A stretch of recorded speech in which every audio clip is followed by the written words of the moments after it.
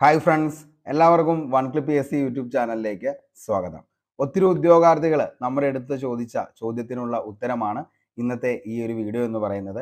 കാരണം എന്താണെന്ന് ചോദിച്ചു കഴിഞ്ഞാൽ നമ്മൾ ഡിസംബർ അവസാനം മുതൽ പറയുന്നതാണ് ദേവസ്വം ബോർഡിൻ്റെ നോട്ടിഫിക്കേഷൻ ഇപ്പോൾ വരും എന്നുള്ളത്.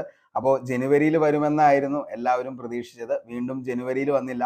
പിന്നെ ഫെബ്രുവരിയിൽ വരുമെന്ന് പ്രതീക്ഷിച്ചു. ഫെബ്രുവരി ഇപ്പോൾ എന്താണ് അവസാനമായിക്കൊണ്ടിരിക്കുകയാണ്. എന്തായാലും മാർച്ച് മാസത്തിൽ ഇതിൻ്റെ നോട്ടിഫിക്കേഷൻ വരുന്നതായിരിക്കും.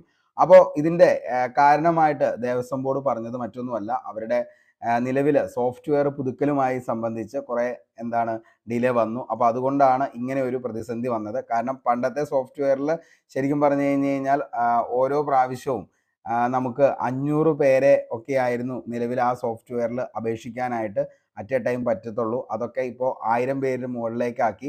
അതേപോലെ തന്നെ ഈ ഒരു സോഫ്റ്റ്വെയർ പഴയ സോഫ്റ്റ്വെയറിൽ ഫെബ്രുവരി 20 വരെ നോക്കുകയാണെങ്കിൽ ഏകദേശം 5,06,770 വൺ ടൈം രജിസ്ട്രേഷനാണ് നിലവിൽ ഉദ്യോഗാർത്ഥികൾ ചെയ്തിരിക്കുന്നത്. അപ്പോൾ അങ്ങനെ പുതിയതായിട്ട് ചെയ്ത ഉദ്യോഗാർത്ഥികളൊക്കെ വീണ്ടും അവർക്ക് ചെയ്യേണ്ട ആവശ്യമില്ല. എന്ത് ചെയ്യാം, ഈ പറയുന്ന പുതിയ സോഫ്റ്റ്വെയർ അപ്ഡേഷനുമായി സംബന്ധിച്ച് വന്നു കഴിയുമ്പോൾ അതിൻ്റെ അകത്ത് അവരുടെ എല്ലാം ഓട്ടോമാറ്റിക്കലായിട്ട് അതും സെറ്റ് ആവുന്നതായിരിക്കും. അപ്പോൾ വീണ്ടും ഇനി എന്ത് ചെയ്യേണ്ട, രജിസ്റ്റർ ചെയ്യേണ്ട കാര്യമില്ല എന്നൊക്കെയാണ് അറിയാനായിട്ട് സാധിച്ചത്. അതേപോലെ തന്നെ ആദ്യമായിട്ട് നമ്മുടെ വരുന്ന നോട്ടിഫിക്കേഷൻ എന്ന് പറയുന്നത് ദേവസ്വം ബോർഡിൻ്റെയാണ്.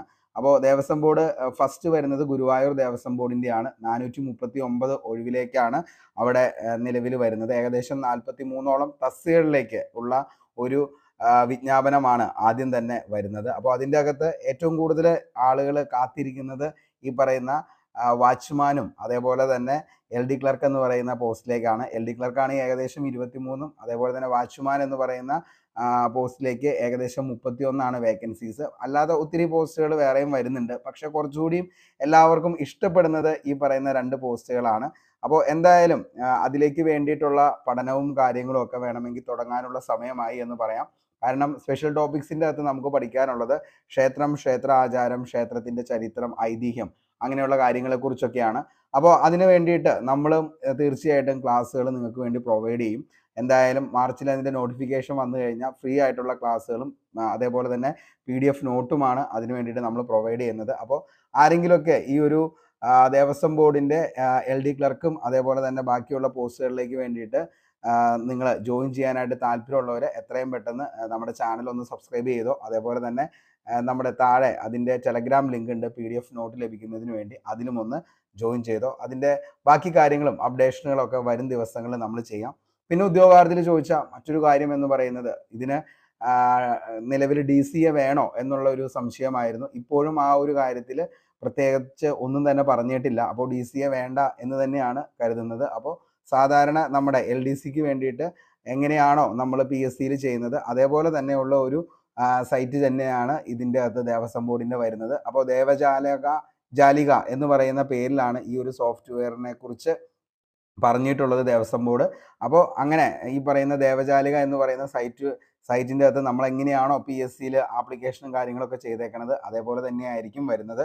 കുറച്ചുകൂടി അപ്ഡേറ്റഡ് ആയിട്ടുള്ള ഒരു വേർഷൻ തന്നെയാണ് വരുന്നത്. അതുകൊണ്ട് തന്നെ എല്ലാവർക്കും കുറച്ചുകൂടി യൂസർ ഫ്രണ്ട്ലിയൊക്കെ ആയിരിക്കും എന്നാണ് പറയുന്നത്. എന്തായാലും നമുക്ക് ഇതിൻ്റെ നോട്ടിഫിക്കേഷനും ബാക്കി കാര്യങ്ങളൊക്കെ അടുത്ത ദിവസം വരുമ്പോൾ എങ്ങനെയാണ് അതിൻ്റെ ബാക്കി ഡീറ്റെയിൽസ് എന്നതിനെക്കുറിച്ച് നമുക്ക് ചർച്ച ചെയ്യാം.